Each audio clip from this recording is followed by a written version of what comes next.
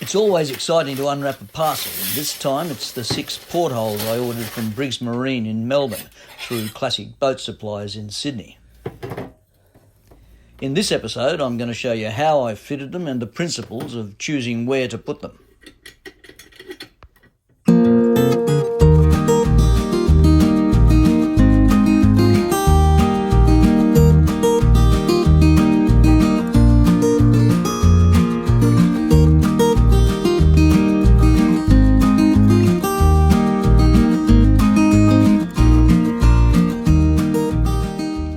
The boat I'm building is one of the Ranger class, a Sydney Harbour 24-foot gaff sloop. They're all raised deckers with 3 portholes a side above the lower sheer. I measured several of the boats and found that the positions of the portholes varied slightly on each boat, and even in one instance from one side of the boat to the other. As a general principle with portholes, their centres should be on a line that curves sympathetically with the sheer of the boat, or with the curve of the side of the coach house if that's where they're fitted. On a coach house, you usually have a bit of leeway as to placement, so you should work out where they go by mocking them up, taping either the trim rings or cardboard replicas to the cabin side where you think they should go. Cabin sides invariably taper, so for your first attempt, place their centres on a line exactly halfway up the exposed cabin side. Sight them up from different viewpoints to see how they look. Try them a little higher and again a little lower and see which looks best. When you do, make sure that their centres are proportionately the same distance from the top and bottom of the exposed cabin side. That is, all centres should be, say, 45% of the distance up from the bottom. This is easiest to work out using metric measurements. Cabin sides invariably taper forward, so if you have different sizes of portholes, the smaller ones are best placed forward. In fact, if there is a large amount of taper, it looks best if the forwardmost ones are smaller. Otherwise, they will actually look bigger. This is the case with the Ranger class. Fore and aft distribution is less critical, other than if you have 3 or more, they should be very close to being the same distance apart. This amateur-built 45-footer from a few decades ago breaks just about all of these rules and just looks wrong. The internal structure of the boat will affect the positioning of the portholes. It's better if they fit between ribs, but on some of the Ranger class they go through a rib. The shear clamp is quite deep on the Rangers, and this prohibits the ports from being placed too high. In fact, on most of the class, the portholes are considerably closer to the lower shear than they are to the upper. I started with the middle one and plotted it out. I worked out that I wanted a minimum gap of 1 inch from the bottom of the outside trim ring to the varnished sponson. This meant that I had to take a small scallop out of the underside of the shear clamp in order to have room to swing the portlight door. And I worked out that this meant that the centre of the circle was 126 millimetres up from the sponson on a total gap of 280 millimetres between the upper and lower sponsons on the outside, or 45% up from the bottom. So I made the foremost and aftermost porthole centres 45% of their respective distances up from the bottom. I don't have enough room to stand back and sight these up, so I'm going to have to hope that I got it right, and I'll find out the day we pull her out of the shed. I don't have a hole saw of exactly 5 3/4 inches, so I cut them out by drilling through the packer on which the ports will sit flush with the ribs and through the planking, making sure the drill was square to the surface.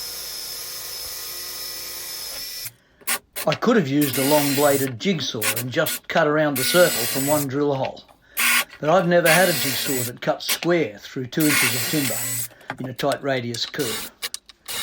The blade always tends to wander.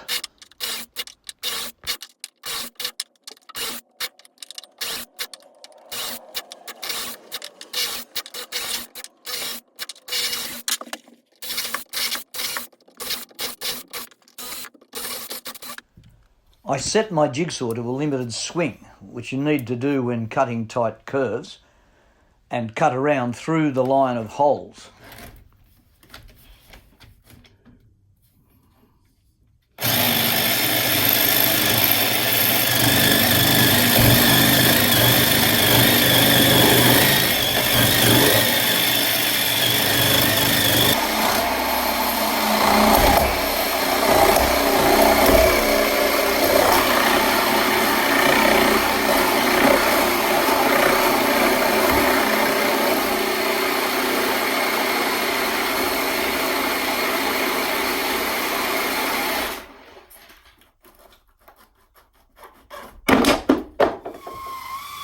I used a couple of different sizes of hole saw as an alternative to drilling lots of smaller holes, then jigsawed the remaining bits away. This method may have been marginally quicker, but not by much.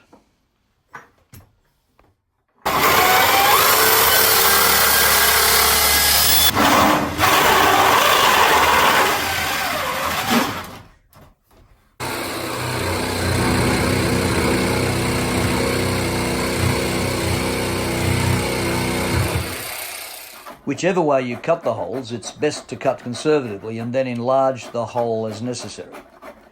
I started with a rasp, working from the inside and the outside. I made up a drum sander with 60 grit paper when I got closer.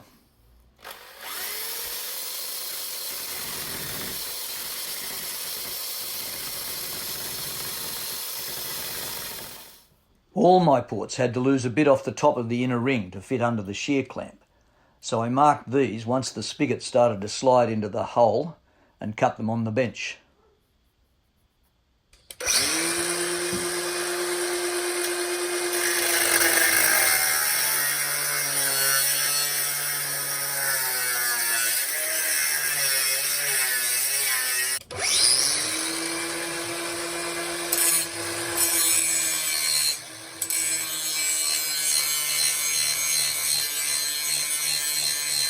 I fitted the portholes with multiple trial fits. They should be an easy slide-in fit, allowing a margin for priming the sides of the hole and for a layer of sealant, but you don't want too big a gap. If they're too tight, the wood will split at some stage in its life when it swells, especially with thick one-piece cabin sides. For fine-tuning, I used a circular sanding cluster on a drill. I'm going to have to repair and rebed that packing piece.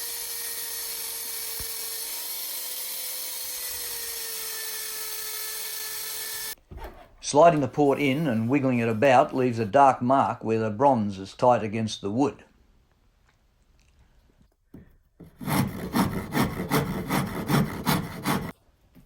I also used my favourite method, using blue chalk to highlight the contact spots.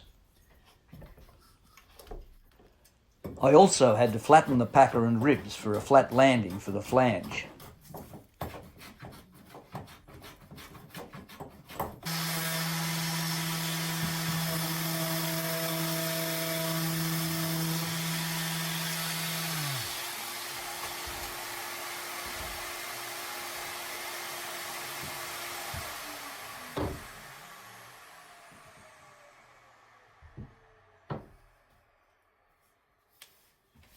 I won't be drilling the fastening holes and fitting the portholes for good until the hull is fully caulked and paid and primed and painted and varnished inside and out.